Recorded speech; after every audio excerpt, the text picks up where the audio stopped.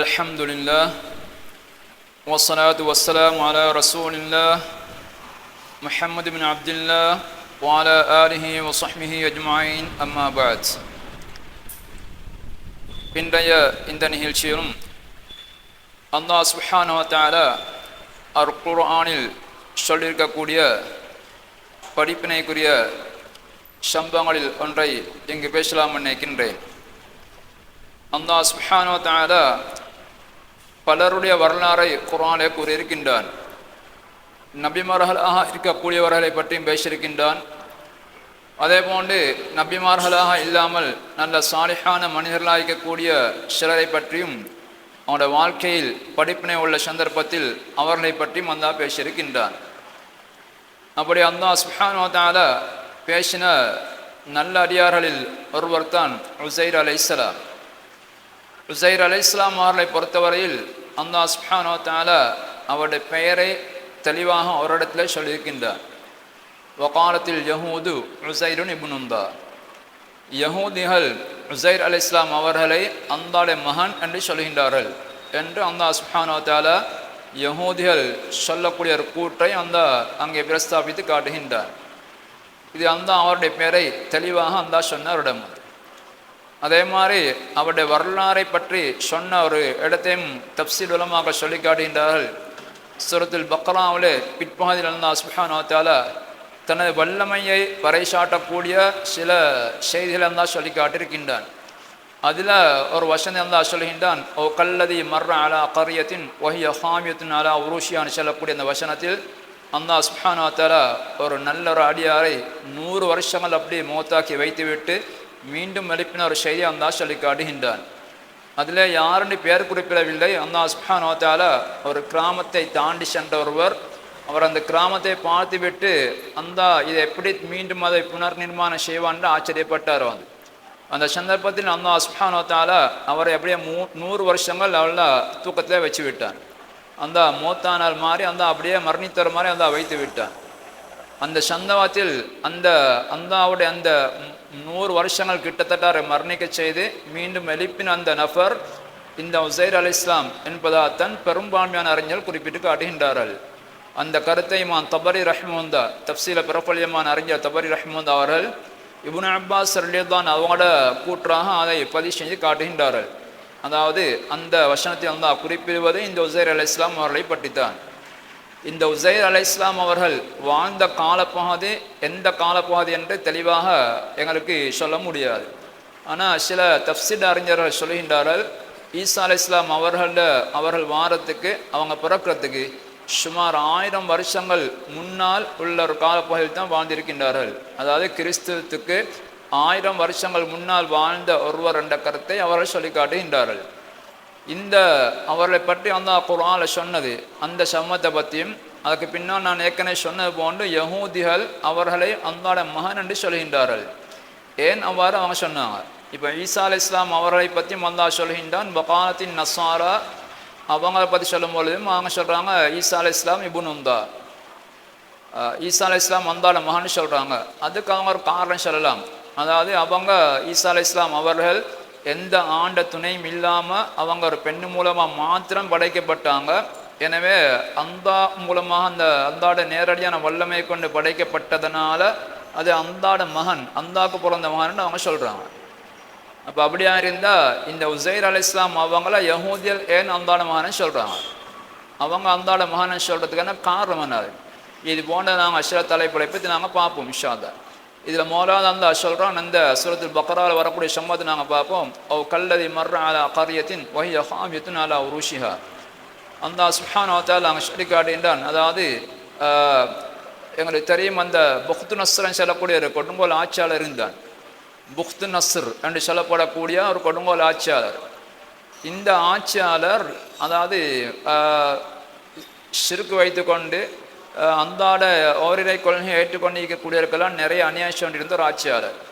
அந்த காலத்தில் நபிமார்களுடைய அந்த கட்டுப்பாட்டுகள் இருந்த இந்த யஹூதிகள் அவர்கள் அந்த காலத்தில் பைத்துல் மக்திஸ் போன பகுதியில் அவங்க இருந்து கொண்டு அவங்க அல்லாஹ் வணங்கி கொண்டு இருந்தாங்க.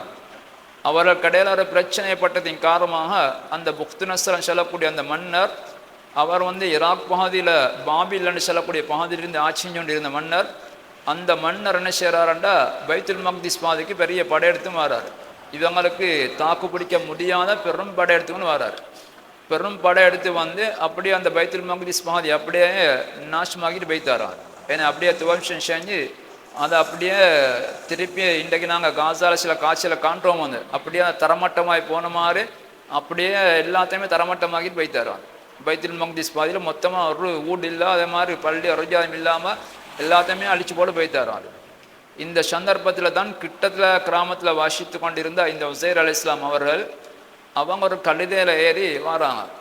அந்த சந்தர்ப்பத்தில் அந்த பைத்துல் மக்திஸ் இருந்த அந்த பாதியை பார்த்ததும் அவருக்கு ஆச்சரியமாக இருந்தது. ஏன்னா இப்போ அவங்க அவற்றில் அவங்கள தன்னை ஆச்சரியத்தை சொன்னாங்க, இது இப்படி அழிக்கப்பட்டிருந்தது பார்த்தா இதுக்கு பின்னால் பழைய நிலைமைக்கு இந்த ஒரு சரி வராது.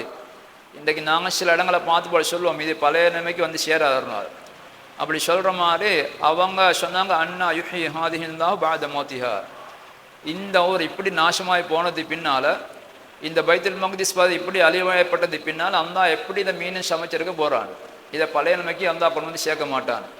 எவ்வளோ தான் செஞ்சாலும் பழைய அந்த அழகும் அதுவும் எல்லாம் வரமாட்டாது. மக்கள் நிறைய இருந்தோடும், அதே மாதிரி கட்டிடங்கள் பெரிய இருந்தவாதி, அதே மாதிரி அந்த வணங்கக்கூடிய அந்த பைத்துல் மக்திஸ் பாதிங்களுக்கு தெரியும், அந்த ஜெருசலம் பகுதியெல்லாம் இருக்கக்கூடிய பாதி, இப்படி எல்லாம் இருந்த அந்த இடத்த வந்து மீண்டும் பழைய நிலைமைக்கு கொண்டு வர லேசான வேலையாண்டு அல்லவன் என்று சொல்லி இது எங்கே நடக்க போகுதுன்னு மாதிரி ஆச்சரியக்குறியோடு அவர் பேசினார். அந்த சுப்ஹானஹு வ தஆலா இதற்கும் சக்தி பட்டிருப்பான் என்பதை அந்த நிரூபித்து காட்டுறதுக்காக அந்த அமாத்தஹும் தாமியத் ஆமீன் அந்த சுப்ஹானஹு வ தஆலா அவரை அப்படியே 100 வருஷங்கள் மூத்தாக்கி வச்சான். அப்படியே தூக்கத்தில் வைக்கிற மாதிரி தூக்கத்தில் எல்லாம் மூத்தாக்கி 100 வருஷங்கள், சாதாரண காலப்பகுதியில் 100 வருஷங்கள் அந்த அப்படியே வச்சான். வச்சது பின்னால் அதுக்கு பின்னால் அந்த சுப்ஹானஹு வ தஆலா சும்ம பஅஸ, அவரை திருப்பி மீண்டும் அந்த உயிரை கொடுத்து அந்த எழுப்புகிறான். எழுப்பக்கூடிய சந்தர்ப்பத்தில் தஃப்சீர் உலமாக்கள் சொல்கிறாங்க, அந்த ஊர் வந்து இப்போ பழைய நிலைமைக்கான நல்லா வந்திருக்கின்றது. இப்போ அவர் எந்த ஊரை பார்த்து போட்டு இது எப்படி திருப்பி சரி வரும்னு கேட்டாரோ அந்த ஊர் இப்போ மக்கள்லாம் நிறைஞ்சிருக்கக்கூடிய ஒரு பகுதியாக காணப்படுது.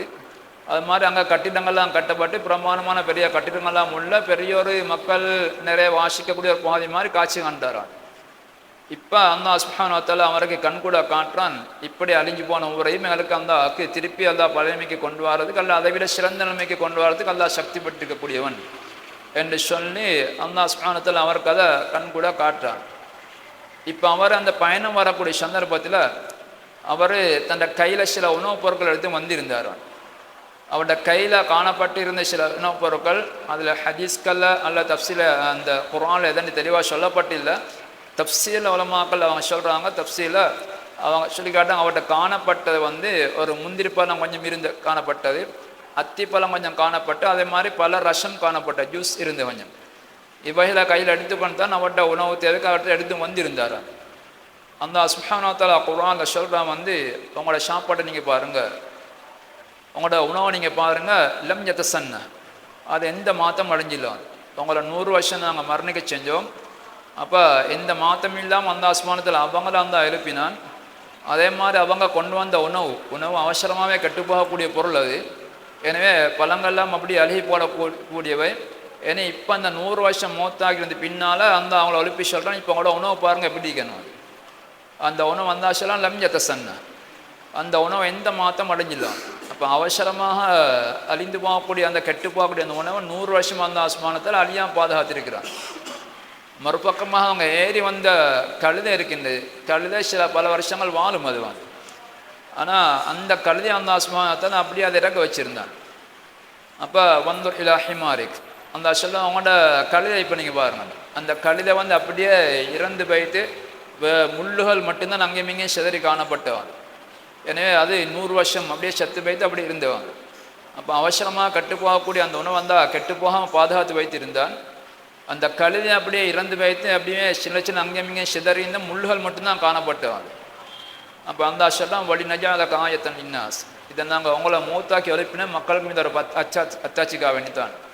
அந்த மக்கள் சில நேரங்களை மறுப்பாங்க, அந்த எங்களை மூத்தாக்கினது பின்னால் எப்படி அந்த எழுப்பலாம் என்று சொல்லி அந்த மறுப்பாங்க.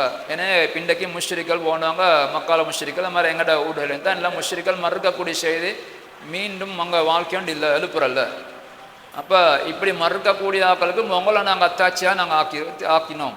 எனவே அந்த சொல்கிறான், உங்களை பார்த்து அவங்க படிப்பினை பெறுவாங்க. அந்த தப்சீரில் அவங்க சொல்லி காட்டுறாங்க, அவங்க ஒழுப்பக்கூடிய சந்தர்ப்பத்தில் அவங்களோட உடம்புல எந்த மாற்றமும் இல்லை. அவங்க சாதாரணமாக மோத்தாக்கூடிய சந்தர்ப்பத்தில் ஒரு 30 வயசுல தோட்டத்தில் தான் காணப்பட்டாங்க. ஆனால் இப்போ 100 வருஷத்துக்கு பின்னால் இப்போ அவங்கள அந்த அழுப்புறான். இப்போ அவங்களோட வயசு அப்போ 130 வயசு இருக்குமா.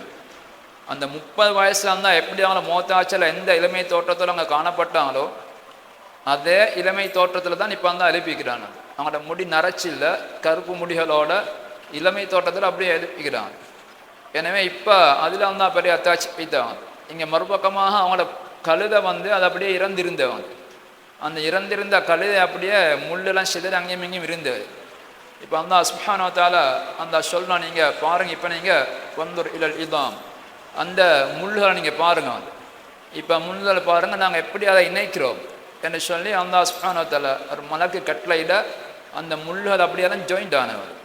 முள்ளுகள் எல்லாமே அந்த சேர்ந்து அந்த கழுதை ஒன்றுக்குள்ள முள் தோற்றம் எப்படி இருக்குமோ அதே மாதிரி அந்த முள் அப்படியே வந்து, ஏன்னா ஆரம்பத்தில் தண்ணி முள்ளு கூட ஒரு கழுதையோட உருவத்தில் ஒரு முள்ளு கூடாக தான் ஒன்று சேர்த்தான். அந்த பிரிஞ்சிருந்த அந்த முள்ளு கூட எல்லாமே அங்கேயும் இங்கே சிதறிந்து எல்லாமே ஒன்று சேர்ந்து ஒரு கழுதையோட பொடிக்குள்ள மாதிரி முள்ளுகள்லாம் ஒன்று சேர்ந்து. அப்போ கைஃபன் இன்ஷிஸ்ஹா, நாங்கள் அதெல்லாம் ஒன்று சேர்த்து ஒரு பொடிக்குள்ள மாதிரி எப்படி அமைக்கிறோம்னு பாருங்கள். அந்த செப்ப ஆரம்பத்தில் நாங்கள் இன்றைக்கு இந்த ஃப்ரேம்கள் அடித்து போட்டு சேர மாதிரி அந்த முள்ளுகளை தான் ஒன்று சேர்த்தாங்க. ஒன்று சேர்த்தா கழுதையோட தோற்றத்தை அந்த முள்ளுக்கூடு மட்டும் காணப்பட்டது. புறம் அந்த சொல்கிறான், சும்மா நக்ஸுஹா லஹ்மா, அதுக்கப்புறம் நாங்கள் எப்படியாக நாங்கள் சதைகளை ஏற்படுத்திடுவோம், அதுக்கு எப்படி அதில் மேலே சதத்தோல் எல்லாம் வருது, அதை நீங்கள் பாருங்கள் என்று சொல்லி அந்த சுப்ஹானஹு வ தஆலா அவனை கண் கூடாவே அந்த முள்ளு கூட தான் திருப்பி ஒரு கழுதையோட அமைப்பில் இருந்தால் உருவாக்கி அதுக்கு பின்னால் அந்த சுப்ஹானஹு வ தஆலா அதுக்கு சதையெல்லாம் கொண்டு வந்து கொடுத்து ரத்தமோட வச்சு இப்படி மீண்டும் அந்த உயிர் பெற செஞ்சான். அப்போ இப்படி ஒரு சம்பாத்தை அந்த சுப்ஹானஹு வ தஆலா அந்த சூரத்துல் பக்ரா சொல்லி காட்டி அந்த யாவற்றையும் சக்தி பட்டிருக்கக்கூடியவன், அந்த எல்லாத்துக்கும் சக்தி பட்டிருக்கக்கூடிய ஒருவன் என்ற செய்தியை பற்றி அந்த அவங்க சொல்லி காட்டுகின்றான். ஏன்னா அதை தெளிவாக எங்களுக்கு விளங்கப்படுத்தி காட்டுதுன்னு அந்த இந்த சம்பாத்தை அந்த அவர்களுக்கு இது மூலமாக எங்களுக்கு படிப்பினை ஆக்கி வைத்திருக்கின்றான். இதற்கு பின்னால் இப்போ அதோட அந்த சேர்த்தி அந்த இதோட அந்த சம்பாத்தை அந்த சுப்ஹானஹு நிறுத்திக்கும் நான் அக்கால வேற சொல்லலாம். இதுக்கு பின்னால் என்ன நடந்துவாங்க அது பின்னால் இப்போ அவங்க பார்க்குறாங்க 100 வருஷத்துக்கு பிறகுதான் அவங்க இப்போ அந்த அழுப்பிக்கிறாங்க. அவங்ககிட்ட அந்த இன்னொரு கேள்வி கேட்குறான், கம்ல பிஸ்தர், என்ன அந்த விடுபட்டு விட்டது கம்ல பிஸ்தர், நீங்கள் எவ்வளோ காலம் இப்போ தூக்கத்தில் இருந்தீங்க என்று அந்த கேட்குறான். அவர் ஆரம்பத்தில் சொன்னார், லபிஸ்து யோமன், ஒரு நாள் நான் தூக்கத்தில் அப்படி இருப்பேன். அதுக்கப்புறம் மீண்டும் யோசிக்கிறாரு, அவர் மௌத்தான அந்த மௌத்தாயின சந்தர்ப்பம் காலை பொழுதுவான். இப்போ எல்லாம் ஒதுப்பி இருக்கிறான், சூரியன் மறைகிட்டவான் நேரம் வந்து அதை பார்த்து போட்டு மறு வருஷத்தான் இல்லை 1 வருஷம் கூட இல்லை. பாதயோமி, அதாவது காலையில் நான் மொத்தாய்க்கிறேன், தூக்கத்தில் பேத்திக்கிறேன், அதுக்கப்புறம் அந்த மாலையில் நான் தான் அழுப்பிட்டேன். ஒரு அரை நாள் மாதிரி தான் நான் அப்படி இருந்துக்கிறேன் என்று சொல்லி அந்த நேரத்தை பார்த்து போட்டு ஒரு நேரம் மல்ல நான் இப்போ காலையில் என்ன அந்த இறக்கச்சையை போட்டு அதில் தூக்கத்தில் ஆக்கி போட்டு மாலையில் என்ன அழுப்பிட்டாங்க. அந்த ஆசனா இல்லை 100 வருஷம் கொள்ள நான் மூத்தாக்கி வச்சேன் சரி போட்டு இதெல்லாம் அந்த அதில் காட்டி கொடுத்தானு. சரி, ஏன்னா இப்போ இதுக்கு பின்னால் இப்போ அவங்க அந்த சமூகத்தில் அவங்க பார்த்தா எல்லாருமே அறிவும் இல்லாதாக்கள், இவங்களை யாருக்கும் தெரியாது. அந்த புதுசாக வந்து குடியேறிக்கக்கூடிய அந்த புனர்நிர்மாண செய்யப்படி அந்த பைத்துல் மக்திஸ் பகுதியில் இவங்களுக்கு தெரிஞ்சவங்க யாருமே இல்லை. இவங்களும் அந்த பாதி சேர்ந்தவர் அல்ல, பக்கத்து கிராமத்தில் இருந்தால் அங்கே வந்தவங்க. எனவே இந்த சந்தர்ப்பத்தில் இப்போ அவங்க மீன் யோசிக்கிறாங்க, ஒன்றும் மார்க்கு புரியுது, எல்லாம் வித்தியாசமாக காணப்படுது. இந்த சந்தர்ப்பத்தில் அவங்க மீண்டும் அவங்க யோசிக்கிறாங்க, என்னை சொந்த ஊருக்கு எப்படியா போகணுமோ யோசிச்சு அவர் சொந்த ஊருக்கு போகிறது முடி செஞ்சு ஏதோ சில அடையாளங்களை வைத்து வைத்து அவர் கொஞ்சம் ஞாபகத்துக்கு எடுத்து கொஞ்சம் போகிறாராம். போயிட்டு ஒரு வீட்டை அவரை கெஸ் பண்ணார், இது என்ன வீடாக தான் நிற்கும் சார். அவங்கள சொந்த வீடுன்றவர் ஒரு இடத்த அவர் மதிப்பீடு செய்கிறாராம். அவர் அந்த சொந்த வீட்டில் வரக்கூடிய சந்தர்ப்பத்தில் வந்து ஒரு அடிமை பெண் அங்கே இருந்தார், இவரோட சொந்த அடிமை பெண். ஆனால் அந்த அடிமை பெண் இப்போ தெரியா வீட்டு போய்த்து பார்க்குறாரு. போய்த்து அங்கே தட்டி பார்த்தண்டா அங்கே கண் தெரியாத ஒரு பொம்பளை அங்கே இருக்கிறான். அவள் தப்சீல சொல்கிறாங்க, முகாதஸ், அவரோட கைகாலன்னு வேறு சில முடமாய்க்கிறா, பேரலைஸ் வந்து ஒரு தீக்கிற மாதிரி அப்படியே ஒரே இடத்துல உள்ள நடக்கிறதுக்கு இயலாத கண் தெரியாத ஒரு வயது பெண் காணப்படுறான். அவங்கள்ட்ட சலான் சொல்லி போட்டு கேட்குறாங்க, இதை வந்து அதான் மன்சிலு உசைர், இது உசேர்ட வீடான்னு கேட்குறான். அதுக்கப்புறம் அவன் ஆச்சரியத்தோட பார்த்தான். ஆச்சரியத்தோட கேட்டால், அதாவது இப்போ உசைரை பற்றி இப்போ கிட்டத்தில் யாருமே பேசலை. அவரை பற்றி எவ்வளோ காலம் இப்போ கிட்டத்தில் யாருமே அவரை பற்றி பேசல. அவர் இப்போ மறக்கடிக்கப்பட்டவரால் மாதிரி ஏன்னா இப்போ நீங்கள் தான் எவ்வளோ காலத்தை போகிற இப்படி ஒருத்தர் உசைரை பற்றி கேட்குறீங்க. அப்புறம் அவர் எவ்வளோ 100 வருஷத்துக்கு முன்னால் அவர் தவறிட்டார், எங்கே நடந்துன்னு அவருக்கு தெரியாது என்று சொல்லி அந்த பெண் சொல்கிறான். அதுக்கப்புறம் சொல்கிறான் சொன்னார் இவர் சொன்னால், நான் தான் உசைரை திருப்பி வந்திருக்கிறேன். அந்த என்ன 100 வருஷம் மௌத்தாகி போட்டு எனக்கு அந்த உயிரை தந்திருக்கிறான். எனவே நான் தான் உசைர் வந்திருக்கிறேன்னு சொன்னான். அவன் உடனே சொன்னா, உசைரா இருந்தான்னா அவருக்கான முஜாபத்தாவா, அவர் துவா கேட்டால் துவாக்கள் அங்கீகரிக்கப்படுறான். அவர் துவா கேட்டால் அவரோட துவா அந்த கபூல் செய்வான். அவள் வாழக்கூடிய காலப்பகுதியில், அவர் இருக்கக்கூடிய காலப்பகுதியில் நோயாளிகளாக இருக்கக்கூடியவர்கள் அவர்கிட்ட போய் சொன்னால் துவா கேட்பாங்க, அந்த அவங்களுக்கு ஆஃபியத்தை கொடுப்பான். நோயாளிகளாக ஷோமாக்குவார் அவரோட துவா மூலமாக. இப்படி துவாக்கள் கேட்டால் அவர் துவா கபூல் செய்யப்படக்கூடியவரால் இருந்தார். நீங்கள் உசைரா இருந்தால் அப்போ அவள் உண்மையை இனிமேல் அறிந்து சொல்கிறா, நீங்கள் துவா கேளுங்க, அப்படி துவா கேட்டால் அந்த ஏன கண்பாயை திருப்பி தரணுமா. அப்போ நீங்கள் துவா கேட்டால் உசைர் உண்மையான உசைர் அவர்கிட்ட துவாலாம் கபூல் ஆகிறோம். அவர் நோயாளிகள் அவர்கிட்ட போய் துவா கேட்டால் அந்த அவன் காஃபியத்தை கொடுப்பான். இப்போ நான் கண் பார்வை இழந்திருக்கிறேன், நீங்கள் உண்மையில உசைரா இருந்தால் எனக்கு துவா கேளுங்க, அப்போ எனக்கு கண் பார்வை ஷோமானா எனக்கு உசைரா இல்லைன்னு உங்களை பார்த்து கொள்றது ஏழுமை. அப்போ உசைர் அலைஹிஸ்ஸலாம் உடனே அவங்க துவா கேட்டான். துவா கேட்டு போட்டு இவங்களோட முகத்தில் அப்படியே கையால் தடவி விட்டான். தடவிட்ட சந்தர்ப்பத்தில் உடனே அவங்களோட கண்டனும் பிரகாசமாயிட்டான். அப்போ கண்டனும் பார்வை அவங்களுக்கு பார்வை வந்துட்டான். அப்போ அதோட அவங்க இன்னும் மர துவா கேட்டு அவரை கைக்கிட்டால பிடிச்சி அவளை ஒழுப்பினா இங்கே ஒழும்புங்க, அவங்களுக்கு நடக்கலமாக போகுமாங்க. இப்போ அவங்க அந்த சந்தர்ப்பத்தில் இப்போ அவங்களுக்கு 120 வயசை தாண்டி இருந்த அந்த பொம்பளை இப்போ இவங்களோட துவானால கண் பார்வையும் திருப்பி கிடச்சிது. அதே மாதிரி அவங்க விரும்பி நடக்க தொடங்கினாங்க. இப்போ அவங்களோட அந்த வீட்டில் எல்லாம் சந்தோஷமாக எங்களுக்கு பேசி போட்டு இப்போ அவங்க அந்த கிராமத்தில் மைய பாதைக்கு வர கூட்டியும் போகிறான். அந்த பொம்பளை அவட சொந்த அடிமைத்தான் ஆறுவாங்க. இப்போ அவங்க 130 வயசுக்கு சுமாராக இருக்குமா. இந்த சந்தர்ப்பத்தில் அங்கே போனால் அந்த மக்கள்லாம் இவர் ஆச்சரியத்தோட பார்த்தாங்க.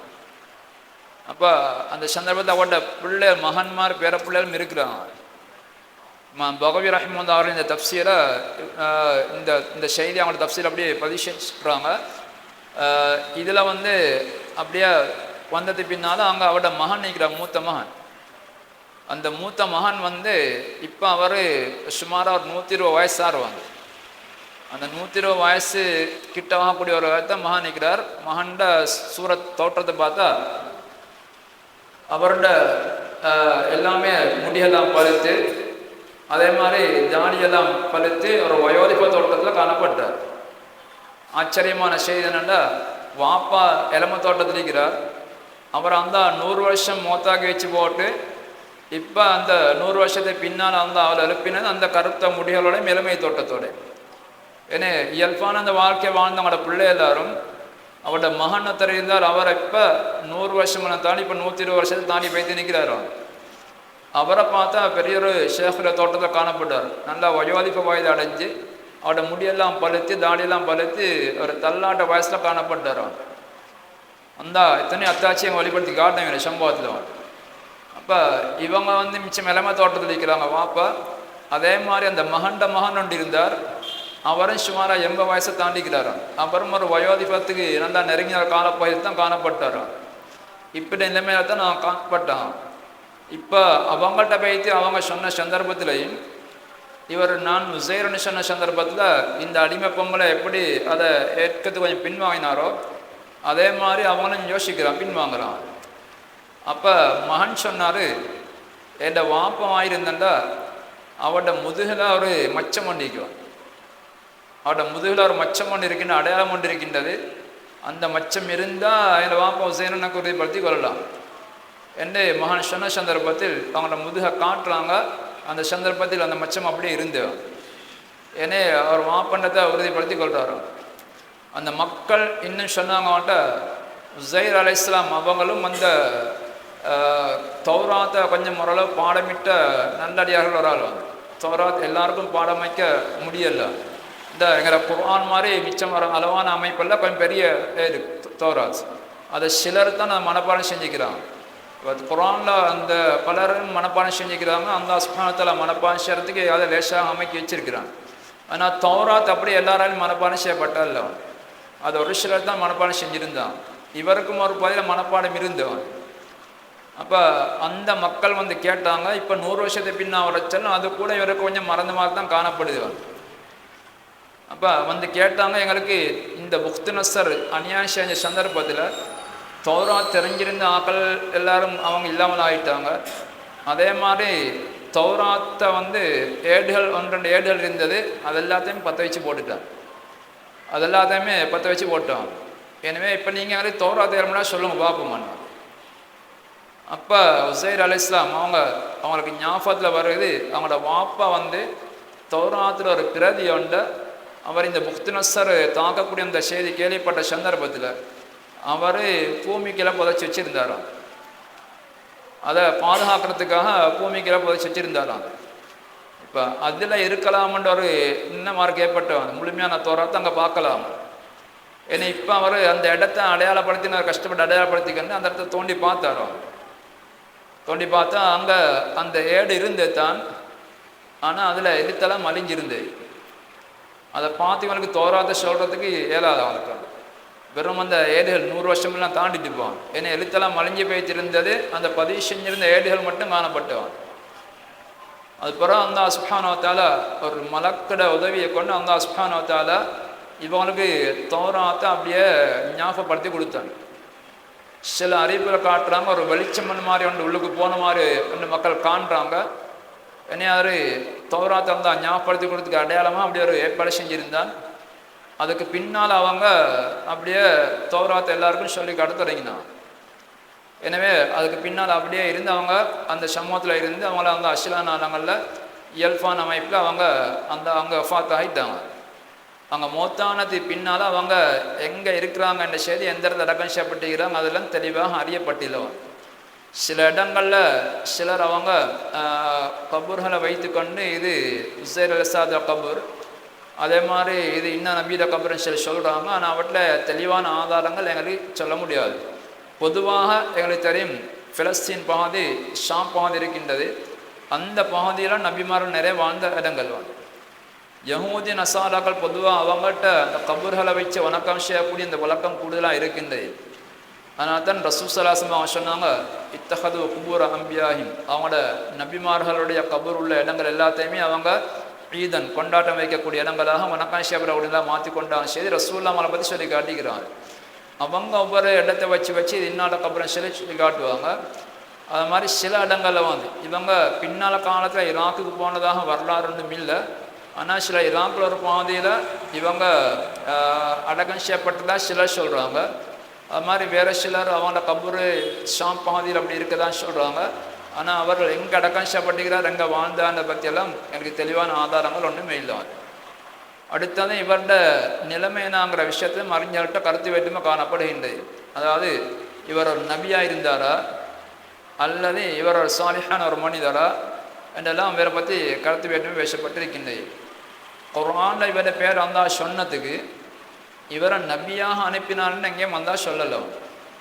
குர்ஆனில் சொல்லப்பட்ட நபிமார்கள் நாங்கள் 25 பேர் இருக்கிறாங்க. அந்த 25 பேரை பற்றியும் அல்லாஹ் சொல்லிக்கிறேன். நான் அவங்கள இன்ன கூட்டத்துக்கு அனுப்பினேன், இவங்களுக்கு நான் வஹி அறித்த செய்யலாம் சொல்லி காட்டிக்கிறேன். இவருடைய பேரை சொல்லும் பொழுது யஹூதிகள் கூட்ட வச்சு தான் அந்தாங்களை சொன்னால் யஹூதிகள் உசைரை பற்றி அந்தால மகனண்டு சொல்கிறாங்கன்னு மட்டும்தான் அல்லாஹ் சொல்லிக்கிறான். இவர் ஒரு சமூகத்துக்கு நாங்கள் அனுப்பி வைச்சோம், அல்ல இவர் தாவா பண்ணினார் அப்படியெல்லாம் செய்தி அங்கே சொல்லப்பட்டு இல்லை. வந்து மற்ற நபிமார்களுக்கும் ஏதோ ஒரு வகையில் அந்த அஸ்மானத்தால் அந்த வஹி அறிவித்தாண்டத்தை காட்டக்கூடிய வசனங்கள் அங்கே காணப்படுகின்றது. எனவே இவருடைய பேர் குர்ஆனில் சொல்லப்பட்டாலும் அந்த 25 நபிமாருடைய பேரில் இவரை சேர்க்கப்பட மாட்டார். இவர் நபியா இல்லையாங்கிற கூட உறுதிப்படுத்தப்பட்ட தகவல்களை சரியாக சொல்ல முடியாது. சில அறிஞர்கள் இவர் நபி என்ற வார்த்தை சொல்லியிருக்கின்றார்கள். ரசூலுல்லாஹி ஸல்லல்லாஹு அலைஹி வஸல்லம் அவர்கள் அறிவித்த ஒரு ஹதீஸ் என்ற அபூதாவில் பதியப்பட்டிருக்கின்றது. அந்த ஹதீஸ் சஹீஹான ஹதீஸ் என்பதாக ஷேக் அல்பானி ரஹ்மத்துல்லாஹி தீர்ப்பு செய்திருக்கின்றார்கள். ரசூலுல்லாஹ் சொன்னாங்க, துப்பாண்டி சொல்லக்கூடிய ஒருவரை பற்றி வரலாறு சொல்லப்படுது. அவர் ஷபிக்கப்பட்ட ஒருவரா அல்ல நல்லவரான்னு எனக்கு தெரியாது சொன்னான். அது குர்ஆன் துப்பான்னு வந்திய குர்ஆனில் வந்து அந்த துப்பான்னு சொல்லக்கூடியவர் அவர் அவரோட நிலைமை என்னாது அதை பற்றி எனக்கு தெரியாது. ஷிர்கில் இருந்தால் ஷபிக்கப்பட்டவராக இருந்தாரா, சில தகவல் அப்படி இருக்கின்றது, அல்லது அப்படி இல்லாமல் நேர்வழிப்பட்டவரான்னு எனக்கு தெரியாதுன்னு ரசூலா சொல்லி சொன்னாங்க. அதே மாதிரி ஒலா அதிரி, நான் அறிய மாட்டேன் உஸைர் நபியுன் அம்லா, உஸைர் அலைஹிஸ்ஸலாம் நபியா அல்லது இல்லையான்னு எனக்கு தெரியாது. ஏன்னா உஸைர் அலைஹிஸ்ஸலாத்தை பற்றி அந்த குர்ஆன்ல சொன்னதை தவிர மேலதிகமாக ரசூலுல்லாஹி ஸல்லல்லாஹு அலைஹி வஸல்லம் அவர்களுக்கு எந்த தகவலும் வந்தால் சொல்லிக் கொடுக்கல. அதனால் உஸைர் அலைஹிஸ்ஸலாம் அவங்க நபியா இல்லையான்னு ரசூலா பின்னால் கூட புற சொல்லலாம்.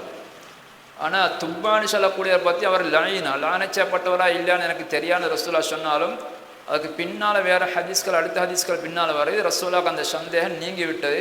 அவர் நல்ல ஒரு மனிதர் என்றதை பற்றி ரசூலா அறிஞ்சாங்க. அது பிறகு அவருக்கு ஏஷ வேணாமன்னு சொன்னாங்கன்னு ரசூலா ஹதீஸ்னு வருது. எனவே அப்போ அவரை பற்றி அவனுக்கு தெளிவு கிடைச்சிவான். அப்போ உஸைர் அலைஹிஸ்ஸலாம் நபியா இல்லையா எனக்கு அது சந்தேகம் தெரியான்னு ரசூலா சொல்கிறாங்க. உண்மையில் அவரை பற்றி எங்களுக்கு தெளிவாக சொல்ல முடியாது. எனவே நபி என்றதுக்கு நாங்கள் தெளிவாக ஆதாரம் வந்தவர்களைத்தான் நாங்கள் நபின்னு சொல்லுவோம். அப்படி இல்லாதவர்களை நாங்கள் சாலிஹான ஒரு மனிதர் நாங்கள் அதோட நிப்பாட்டிக்கொள்வோம். இவர் ஒரு சாலிஹான மனிதர், பனு இஸ்ரவேல்களை வாழ்ந்தால் சாலிஹான மனிதர். இதுக்கு அங்கே அவரை பற்றி ரசூலுல்லாஹ்களை சொல்லவும் இல்லை, குர்ஆன்களை சொல்லவும் இல்லை. இந்த வரலாற்று சம்பந்தப்பட்ட இப்போ நான் சொன்ன தகவல்கள் இவையும் குர்ஆனில் சொன்ன செய்திகள் அல்ல போல. அது அவரை பற்றி நான் ஆரம்பத்தில் சொன்ன செய்தி குர்ஆனில் சொல்லிக்கிறான். 100 வருஷமாக மௌத்தாக்கின செய்தியும் அதை பின்னால் அவர் ஒதுப்பின செய்தி, அவருக்கு கழுதையை உயிர்ப்பித்த செய்தி எல்லாம் அந்த சொல்லி காட்டிக்கிறான். அதுக்கு அங்கே இப்போ அவங்களோட சமூகத்தை பயிற்சி அவங்க தௌராத்தை சொல்லி காட்டினது, அவங்க நோயை சோமாக்கி சொன்ன செய்தி, இந்த செய்தியெல்லாம் இவை தஃப்சீர்களை உலமாக்கள் பதிவு செஞ்சுக்கிறாங்க. இந்த அறிவிப்புகள் தஃப்சீரில் அந்த உலமாக்களுக்கு எங்களை கிடைச்சது என்று கேட்டால், இதில் தஃப்சீர் உலமாக்கள் பலர் அஹ்லுல் கிதாபெல்லாம் இருக்கக்கூடியவங்க, வேதத்தை பின்பற்றினவங்க பலர் இஸ்லாத்து வந்த சந்தர்ப்பத்தில் அவங்கள்ட்ட இந்த தகவலை எடுத்துக்கிறாங்க. அவங்க சொல்லுவாங்க எங்கட கிதாபில் வேதத்தில் இப்படி இருக்குது என்று சொல்லி நிறைய அப்படி எடுத்தாக்கள் இருக்கிறாங்க. சஹாபாக்கள் காலத்தில் வாழ்ந்திருந்த சிலர் இஸ்லாத்தை ஏற்றுக்கொண்டிருந்த சஹாபாக்கள் இருக்கிற யஹூதிகள், உதாரணம் அப்துல்லா சலாம் ரலியல்லாஹு போன்றவங்க, அவங்க அந்த காலத்தில் சில தௌராத்தோட செய்திகளை சொல்லி காட்டுவாங்க. அதே மாதிரி உமர்தான் ஆட்சி காலத்தில் பிரபல்யமாக இருந்த தாபியான்னு சொல்லப்படக்கூடிய அல்ல சர்ச்சை கூட பேசப்பட்டுக்காரை பற்றி காபுல் அஹ்பார் அவர் பல செய்திகளை சொல்லி காட்டுகிறார். அதே மாதிரி வஹபுபுன் முனப்பிஹன்னு சொல்லக்கூடியவர் அவர் பல செய்திகளை சொல்லி காட்டுகிறார். அஸ்ஸித்தியுல் கபீரன் சொல்லக்கூடியவர் அவர் சொல்லி காட்டுகிறார். இப்படி அவங்க சொன்ன தகவலை வச்சு தான் தஃப்சீர் உலமாக்கள் இதை அவங்களோட கிதாபில் பதிவு செஞ்சுக்கிறாங்க. எங்களுக்கு ஒரு கேள்வி வரலாம், இவங்க சொன்ன அந்த செய்திகளை நாங்கள் நம்பலாமா? இவங்கள குர்ஆனில் வரல, அதே மாதிரி எங்களை ஹதீஸ்களை ரசூலா சொல்லி காட்டும் இல்லை. இப்படி போன்ற ஆக்கள் தான் அவங்களோட கிதாபுல் அவங்களோட வேதங்களில் இருப்பதாக அவங்க தகவல் சொல்கிறாங்க. பொதுவாக எங்களுக்கு தெரியும், குர்ஆன் வரலாறு சொல்லும் பொழுது மிக சுருக்கமாக படிப்பின உள்ள பாதியை மட்டும்தான் சொல்கிறோம். இன்றைக்கு நாங்கள் வரலாறு சொல்ல ஒருத்தர் பிறந்த டேட்லேருந்து அவர் மூத்தாக்கடையும் எல்லாம் சொல்லுவோம். ஆனால் குர்ஆன் அப்படி யாரை பற்றியும் பேசிடலாம். எனவே கூடுதலாக முழுமையான கிட்டத்தட்ட ஓரளவு பேசினா யூசுப் அலைஹிஸ்ஸலாத்தை பற்றி அவனை சின்ன காலத்திலிருந்து அவங்க ஆட்சிக்கு சேர காட்டியுள்ள காலப்பாதி பேசிக்கிறது. அதுக்கு பின்னால் நாங்கள் எப்போ மூத்தானாங்க அதெல்லாம் அவங்க குர்ஆன் சொல்லலாம். அப்போ குர்ஆன் படிப்பினை உள்ள பாதியை மட்டும்தான் வரலாறை தொட்டு பேசுமே தவிர முழுக்க பேசல. இப்போ வரலாறு பல பாதிகள் தௌராத்தில் இஞ்சில் கொஞ்சம் விரிவாக சொல்லப்பட்டிருக்கிற உண்மை. அப்போ அதனால் அந்த அஹ்லுல் கிதாபில் அந்த வேதங்களை பின்பற்றினாக்கள் இவங்கள்ட்ட சொன்ன செய்தியில் வைத்துத்தான் இந்த தஃப்சீர் உலமாக்கள் அப்படியே எழுதிக்கிறாங்க. அப்போ இதை நாங்கள் நம்பலாமா என்று கேட்டோம்னா, ரசூல் ஸல்லல்லாஹு அலைஹி வஸல்லம் அவங்க ஒரு ஹதீஸில் சொன்னாங்க, நீங்கள் ஹதீஸு அன் பனி இஸ்ராயில் ஒலா ஹரஜ், நீங்கள் பனு இஸ்ரவேலர்கள் சொல்லக்கூடிய செய்திகள் ஏதாவது உங்களுக்கு கிடைச்சா நீங்கள் அதை சொல்லுங்கள், பிரச்சனை இல்லை, அதில் அவங்களுக்கு குத்தம் இல்லை. இன்னொரு என்ன செய்யறாங்க, இன்னொரு ஹதீஸில் ரசூலுல்லாஹ் சொன்னாங்க, அவங்க சொல்லக்கூடிய செய்திகளை அதை அவங்க உண்மை சொல்ல வாய்ப்பிக்கு நீங்கள் பொய் சொல்ல வாய்ப்பிக்காங்க. ஏன்னா நீங்கள் அதை உண்மையான சொல்ல வேண்டாம், பொய்யன்னு சொல்ல வேண்டாம். நீங்கள் சில நேரங்கள் உண்மையில வேதத்தில் அவங்க இருக்குமா இருந்தால் அவங்களோட வேதத்தை இறக்கின வேதத்தை நீங்கள் பொய்ப்பித்த மாதிரி ஆகிடுவீங்க. ஏன்னா அவங்க அறிவிக்கக்கூடிய செய்திகளை நீங்கள் உண்மையான சொல்ல வேண்டாம் அல்லது பொய்யன்னு சொல்ல வேண்டாம். ஆனால் ரசூலா மற்ற ஹதீஸில் அவங்க சொல்லக்கூடிய செய்தியை நீங்கள் அறிவிங்க, நீங்கள் சொல்லுங்கன்னு ரசூலா சொன்னாங்க. இந்த 2 ஹதீஸ்களையும் அடிப்படையாக வைத்து உலமாக்கள் ஒரு வழக்கம் பொது கருத்தனை சொல்லுவாங்க, எங்களோட அகீதாக்கு மாற்றமில்லாத செய்திகள், எங்களோட ஷரட சட்டங்களுக்கு மாற்றமில்லாத செய்திகள், இந்த வரலாற்று சம்மந்தப்பட்ட செய்திகளில் நாங்கள் அதில் மேலதிகமான தகவல்களாக அவங்க ஏதாவது சொல்லியிருந்தால், மேலதிகமாக தகவலாக சொல்லியிருந்தால் நாங்கள் அதை ஒரு படிப்பினைக்காக மக்களுக்கு சொன்னதில் குற்றம் இல்லை. ரசூலா சொன்னாங்க நீங்கள் அறிவிங்க, அவங்களுக்கு ஏதாவது சொன்னாங்கன்னா நீங்கள் சொல்லுங்கன்னு சொன்னாங்க, அது குத்தமில்லை சொன்னாங்க. அதை வச்சு அவங்களோட எங்களோட அகீதாக்கு மாற்றமில்லாத அல்ல எங்களோட குர்ஆனுக்கு முரண்படாத அமைப்பில், ஹதீஸ்களுக்கு முரண்படாத அமைப்பில் அவங்க ஏதாவது சொன்னாங்கண்டா அது ஒரு வரலாற்றுக்காக நாங்கள் அதை சொல்லலாம், அது பிழை இல்லைன்ற கருத்தை சொல்லியிருக்கிறார்கள். அந்த வகையில் தான் அவங்க சொன்னாங்க, அஹ்ல் கிதாபில் சேர்ந்தவங்க இஸ்லாத்துக்கு வந்த சந்தர்ப்பத்தில் எங்களுக்கு சொன்னாங்கன்றதை உறுதிப்படுத்தப்பட்ட சனதுகளால் அது சொல்லப்பட்டிருக்குமா இருந்தால் அவற்றை நாங்கள் சொன்னதில் அறிவிப்பதில் எங்களுக்கு பிரச்சனை இல்லை. ஏன்னா ஆனால் நிபந்தனைகள் எங்களோட குர்ஆனில் சொல்லப்பட்ட கருத்துகள் மாற்றமாக இருக்கக்கூடாது, சுன்னால சொல்லப்பட்ட கருத்துகள் மாற்றமாக இருக்கக்கூடாது. அப்படி இல்லாமல் இருந்தால் எங்களோட அகீதாக்கு முரண்படாமல் இருக்குமா இருந்துச்சுன்னா அவற்றை சொல்வதில் பிரச்சனை. அந்த வகையில் தான் இவ்வாறான பல சம்பவங்கள், நபிமாரை பற்றின நிறைய சம்பவங்கள், அது மாதிரி குர்ஆனில் சொல்லப்பட்ட அந்த சுருக்கமாக சொல்லப்பட்ட பல சம்பவங்களோட விரிவுகள் மாதிரி தப்சீல நிறைய சொல்லியிருக்கின்றார்கள். இதில் பெரும்பாலும் அவங்க எடுத்ததெல்லாம் இந்த இஸ்ராயிலியாத்துன்னு சொல்லக்கூடிய பகுதி தான். அதில் எங்கள் அகீதாக்கு முரண் இல்லாத பகுதியால் நாங்கள் வரலாற்றுக்காக நாங்கள் அவருடைய சம்பவமாக நாங்கள் எடுத்து சொல்வதில் பிழை என்ற கருத்தை அஹ்லுஸ் சுன்னத் உலமாக்கள் அப்படி சொல்லியிருக்கின்றார்கள். எனவே நான் இதோட இந்த நிகழ்ச்சி நான் நிறைவு செய்து கொள்கின்றேன். இது போன்ற படிப்பினையுள்ள சம்பவங்களை கேட்டு படிப்பினை பெற்று அல்லாஹ்வுடைய வல்லமையை புரிஞ்சல் அல்லாஹ் தௌஃபீக் செய்வானாக. வ ஆஹிரு தஅவானா அல்ஹம்துலில்லாஹி ரப்பில் ஆலமீன். அஸ்ஸலாமு அலைக்கும் வரஹ்மத்துல்லாஹி வபரகாத்துஹு.